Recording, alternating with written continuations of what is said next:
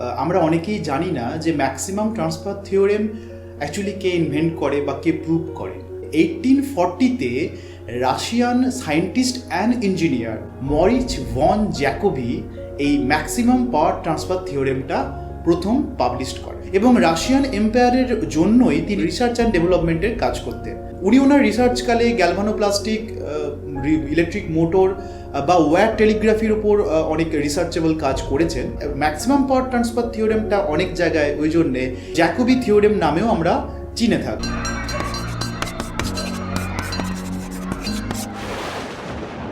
তো maximum power transfer থিওরেমে কি বলতে চাইছে?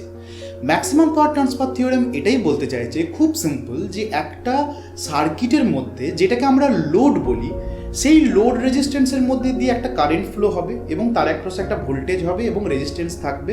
তো তার মধ্যে দিয়ে আমরা একটা পাওয়ারও পাবো, মানে একটা পাওয়ার ডিসিপেশন পাবো। তো এই যে পাওয়ারটা, আমরা যদি কারেন্টটা চেঞ্জ করি বা রেজিস্ট্যান্সটা চেঞ্জ করি বা কিছু চেঞ্জ করি সার্কিটের, তাহলে এই পাওয়ারটাও ভ্যারি করবে, রাইট?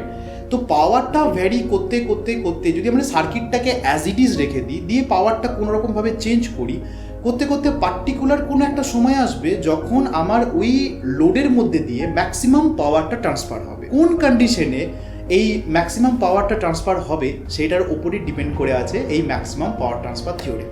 তো শুরুতে একটা কথা বলে দিই, ম্যাক্সিমাম পাওয়ার ট্রান্সফার হওয়া আর ম্যাক্সিমাম এফিসিয়েন্সি দুটো কিন্তু ডিফারেন্ট। তো আমরা যদি কোনো একটা লিনিয়ার বাইল্যাটারাল বা টু টার্মিনাল নেটওয়ার্ককে নিয়ে কাজ করতে যাই, সেই টু টার্মিনাল বাইল্যাটারাল লিনিয়ার নেটওয়ার্কটাকে আমরা একটা থেভেনিন ইকুইভ্যালেন্টে কিন্তু কনভার্ট করতে পারি। মানে ভিটিএইচ আর আরটিএইচ মানে হচ্ছে পুরো সার্কিট, রাইট?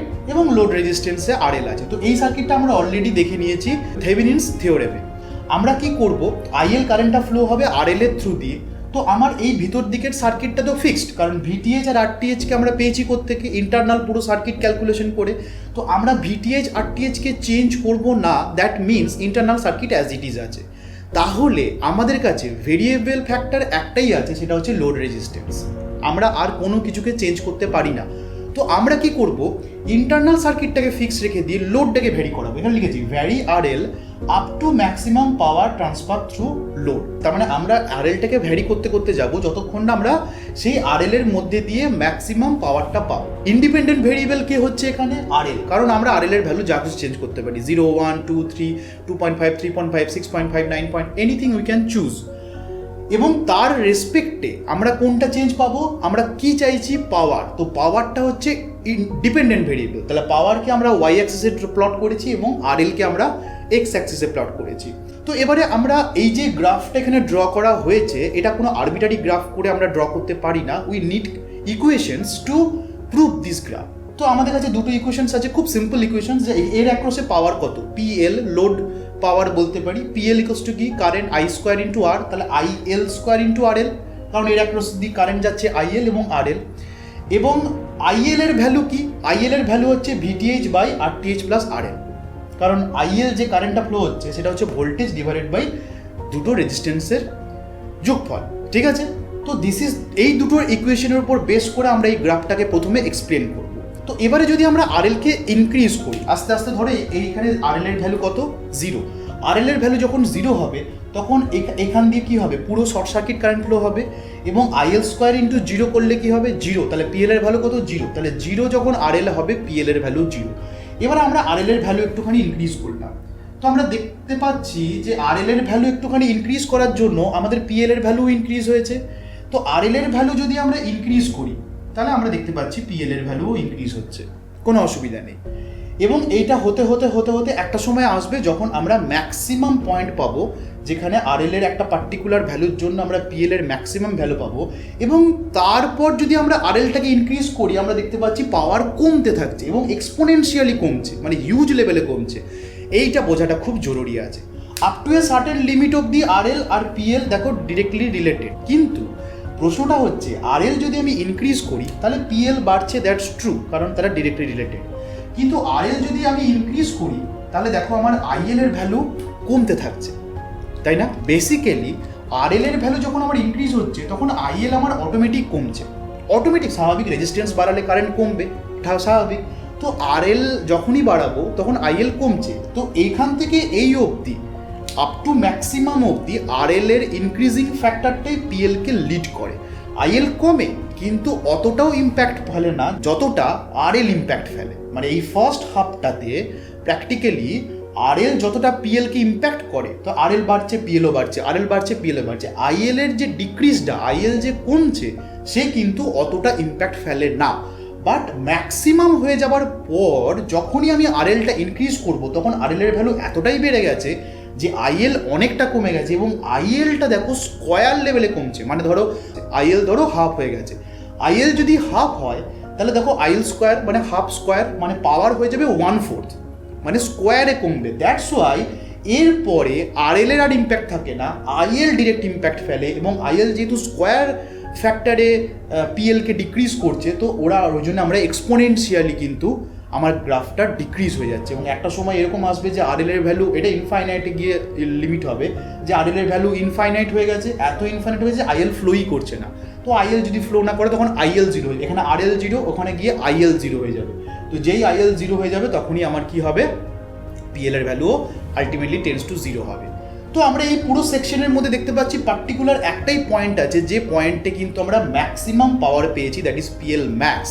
তো ম্যাক্সিমাম পাওয়ার ট্রান্সফার থিওরেম, যে থিওরেম স্টেটমেন্টটা, সেই স্টেটমেন্টটাকে আমরা এইভাবে বলতে পারি যে কোনো একটা লোডের মধ্যে দিয়ে ম্যাক্সিমাম পাওয়ার ট্রান্সফার তখন হবে যখন লোড রেজিস্ট্যান্স আর ইন্টারনাল রেজিস্ট্যান্স সেম হবে। দেখো আমরা এখানে লিখেছি RL = RTH। কখন ম্যাক্সিমাম পাওয়ারটা পাবো, যখন লোড রেজিস্ট্যান্সের ভ্যালু এক্স্যাক্টলি সেম RTH হবে।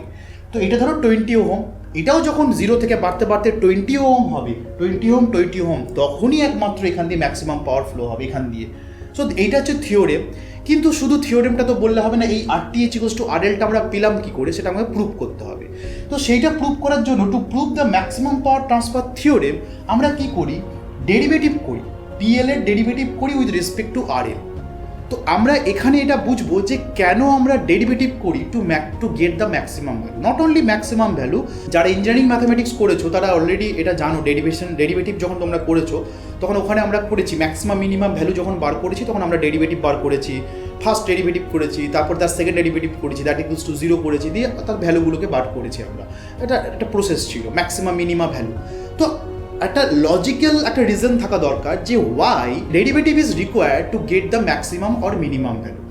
শুধুমাত্র ম্যাক্সিমাম পাওয়ার ট্রান্সফার থিওরেম বলে নয়, ম্যাক্সিমাম এফিসিয়েন্সি, সে ট্রান্সফর্মার হোক, যে কোনো মেশিন হোক, যে কোনো জায়গায় ম্যাক্সিমাম ভ্যালু বার করার জন্য তোমাকে কিন্তু ডেরিভেটিভ করে তার দ্যাট ইজ ইকুয়ালস টু 0 বার করতে হবে। তো এই বিষয়টা তার কারণ হচ্ছে যে দেখো ডেরিভেটিভ মানে কি, তো শুধু এই ডেরিভেটিভটার কি মানে, শুধু এই ডেরিভেটিভটার মানে হচ্ছে আরএলটাকে খুব স্মল যদি আমরা চেঞ্জ করি তাহলে আমার পিএল এর মধ্যে কতটা চেঞ্জ আসছে। তার মানে আমি এখানে আরএল ছিল, এখানে একটা আরএল দিলাম, এবং এই যে আরএল এর যে চেঞ্জটা হলো এটা যদি খুব স্মল হয় তাহলে আমি দেখতে পাবো যে আমার পিএল এর কতটা চেঞ্জ হলো। ঠিক আছে, বাদ বাকি সমস্ত জায়গায় দেখো আরএলকে সামান্য বাড়ালেও আমার পিএল এর ভ্যালু থাকছে, কিন্তু একমাত্র এই যে পয়েন্টটা, এই পয়েন্টটাতে কি হচ্ছে, তো দেখো জুম করে যদি আমরা বুঝি তাহলে আমরা কি করছি, দেখো এই জায়গাটা, এটা হচ্ছে কি বি অফ আরএল, আর এই যে চেঞ্জটা, এই চেঞ্জ তো কি বি অফ পিএল। কিন্তু দেখো ডি অফ আরএল মানে হচ্ছে এই ম্যাক্সিমামের আগের পয়েন্ট থেকে ম্যাক্সিমামের ঠিক পরের পয়েন্ট পর্যন্ত এইটুকু ডি অফ আরএল যদি নিই, মানে যেটা আমরা এইখানে লিখছি, খুব don't confused with this gap, এটা খুবই স্মল। ডি মানে হচ্ছে ডিফারেন্স, খুব স্মল একটা গ্যাপ, কিন্তু ম্যাক্সিমাম পয়েন্টের আগে এবং পরে কি হবে, দুটো পয়েন্ট সেম হবে না। তো এই পয়েন্টের জন্য যা পিএল ছিল ম্যাক্সিমামে উঠে একটু নেমে সেম পিএল হবে। তাহলে ডেরিভেটিভ অফ পিএল কোনো ভ্যালু কি আমরা পাচ্ছি না, একমাত্র এই পয়েন্টেই পাচ্ছি না। বা যদি মিনিমামও হতো, মিনিমাম হওয়া মানে হচ্ছে নেমে আবার উঠবে, তো ওখানেও দেখো একই জিনিস হবে যে মিনিমামের ঠিক আগে এবং মিনিমামের ঠিক পরের দুটো পয়েন্টকে নিয়ে যদি আমরা ডি অফ আরএল বার করি তাহলে কিন্তু ওই পার্টিকুলার পয়েন্টে কিন্তু আমরা কোনো চেঞ্জ অফ পিএল পাবো না, চেঞ্জ অফ পিএল নেই। এখানে যেরকম আমরা আরএল চেঞ্জ করলাম পিএল পেলাম, আবার এখানে করলে আরএল চেঞ্জ করলে এখানে একটা আরএল চেঞ্জ করলে এর একটা পিএল পাবো, এখানে যদি আরএল চেঞ্জ করি এর একটা পিএল পাবো, কিন্তু পার্টিকুলারলি শুধু ম্যাক্সিমাম পয়েন্টে আমরা কিন্তু কোনো চেঞ্জ অফ পিএল পাবো না। So this is the condition. এই কন্ডিশনটার আমরা D of PL by D of RL equals to 0 এই কন্ডিশনটাকে অ্যাপ্লাই করে আমরা এটাকে প্রুভ করতে পারি। তো সেটাই আমরা এরপরে দেখবো যে কী করে এটা আমরা প্রুভ করতে পারছি। অ্যান্ড ফার্দার আমরা যেটা কথাটা বললাম যে ম্যাক্সিমাম পাওয়ার ট্রান্সফার আর ম্যাক্সিমাম এফিসিয়েন্সি দুটোর মধ্যে একটা পার্থক্য আছে, এবং আলটিমেটলি যে ম্যাক্সিমাম পাওয়ারটা ট্রান্সফার হচ্ছে তার ভ্যালু কত, এই কয়েকটা জিনিস আমরা এরপরে পড়ব। প্রথমে এখানে ছবিটা আছে ভিটিএইচ, আরটিএইচ, আরএল এবং কারেন্ট ফ্লো হচ্ছে আইএল, এবং পিএল ইকুয়ালস টু কি ছিল আইএল স্কোয়ার ইন্টু আরএল, যেখানে আইএল এর ভ্যালু আমরা জানি VTH divided by RTH plus RL. এই আইএল এর ভ্যালুটা আমরা বসিয়ে দেবো আইএল এর তলায়, তাহলে কি হবে VTH by RTH plus RL, তার স্কোয়ার হয়ে যাবে কারণ আইএল স্কোয়ার ছিল, আর আরএলটা যেমন ছিল অ্যাজ ইট ইজ রয়ে যাবে। এবার আমরা ডেরিভেটিভ বসিয়েছি DPL by DRL equals to কি হবে, ধরো ভিটিএইচ স্কোয়ার মানে কি কনস্ট্যান্ট ভ্যালু, তো ওটাকে আমরা বাইরে বার করে নিলাম ভিটিএইচ স্কোয়ার, তাহলে বাদ বাকি কি পড়ে রইলো RL divided by RTH plus RL square. তাহলে আমরা ডি অফ ডিআরএল করে কি করতে পারি RL into RTH plus RL divided by ছিল, তাহলে আমরা যদি ওটাকে পাশে লিখি তাহলে কি হবে -2 1 বাই আরটিএইচ প্লাস আরএল তার হোল স্কোয়ার ছিল, তো সেটাকে আমরা কি করলাম -2। তো এই দেখো এখানেও আরএল এর রেসপেক্টে ডেরিভেটিভ হচ্ছে, এখানেও আরএল আছে এখানেও আরএল আছে, তো এটা একটা ফাংশন এটা একটা ফাংশন, তো আমরা অলরেডি করেছি ইউ ইন্টু ভি মেথড, তাহলে কি হবে ইউটাকে রেখে দেবো ভি এর ডেরিভেটিভ করবো, প্লাস ভিটাকে রেখে দেবো ইউ এর ডেরিভেটিভ করবো, তো আমরা ভিটিএ স্কোয়ারকে রেখে দিয়েছি পরের হাফ ইকুয়ালস টু 0, ঠিক আছে, তো ইকুয়ালস টু 0 বসিয়েছি, প্রথমে ভিটিএ স্কোয়ারকে রেখেছি, তো এই ডেরিভেটিভ পার্টটা একটুখানি দেখে নেওয়া যাক, এখানে কি আছে, তো আরএলকে অ্যাজ ইট ইজ রেখেছি, এটা ডেরিভেটিভ করছি, তো এটা ডেরিভেটিভ করলে কি হবে পাওয়ারটা সামনে নেমে আসবে, তো -2 সামনে নেমে এলো, এবং পাওয়ারের সাথে কি হবে আরেকটা মাইনাস অ্যাড হয়ে যাবে, -2 -1 তাহলে কি হয়ে গেল -3, তো এটা হয়ে গেল আরটিএইচ প্লাস আরএল, এটা ডেরিভেটিভের সব থেকে ফার্স্ট রুল। নেক্সট কি করবো দেখো আরটিএইচ প্লাস আরএল টু দি পাওয়ার -2 এটাকে অ্যাজ ইট ইজ রেখে দেবো, আর আরএলটা ডেরিভেটিভ হবে, তা আরএল এর ডেরিভেটিভ আরএল এর রেসপেক্টে কত হবে 1, so this is 1 that is equals to 0।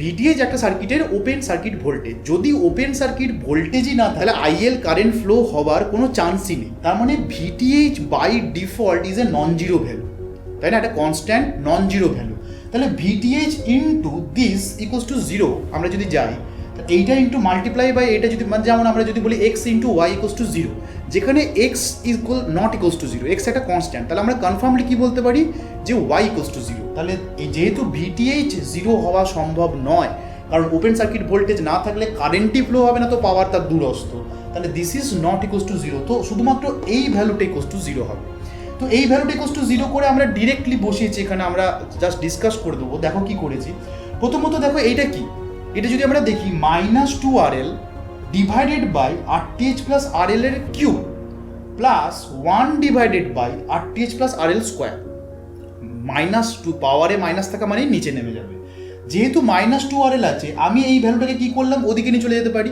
তাহলে যদি এই ভ্যালুটাকে ওদিকে আমি নিয়ে চলে যাই তাহলে আমার কি পড়ে থাকবে এইটা 2 RL divided by RTH plus RL cube, আর এদিকে কি পড়ে আছে 1 by RTH plus RL cube, VTH তো 0 হবে না, তো শুধু এইটাকে আমরা এভাবে রিপ্রেজেন্ট করেছি, তো দেখো আরটিএইচ প্লাস আরএল স্কোয়ার আর আরটিএইচ প্লাস আরএল কিউব এই দুটো কেটে গেলে কি পড়ে থাকবে শুধু আরটিএইচ প্লাস আরএল পড়ে থাকবে তলায়, তাহলে এটা 1 equals to 2RL by RTH plus RL এটা ছিল, তো আরটিএইচ প্লাস আরএল যদি কোনাকুনি গুণ করে দিই আমাদের থাকছে RTH plus RL equals to 2RL, তো এখান থেকে আমরা যদি আরএলটা ওদিকে নিয়ে যাই মাইনাস হয়ে যাবে, এবং আমরা দেখতে পাচ্ছি আলটিমেটলি আরটিএইচ ইকুয়ালস টু আরএল, তো খুব ইজি একটা ডেরিভেটিভ, এইটাই হচ্ছে কি কন্ডিশন, যে কন্ডিশন আরটিএইচ ইকুয়ালস টু আরএল যেটা প্রুভ হলো, যে কন্ডিশনে আমাদের কি হবে ম্যাক্সিমাম পাওয়ার ট্রান্সফার হবে, রাইট। এবারে আমরা দেখব যে কি করে আমার পাওয়ারটা ম্যাক্সিমাম পাওয়ার ট্রান্সফার হলে তার ভ্যালু কত হবে এবং তার এফিসিয়েন্সির কি পার্থক্য হচ্ছে।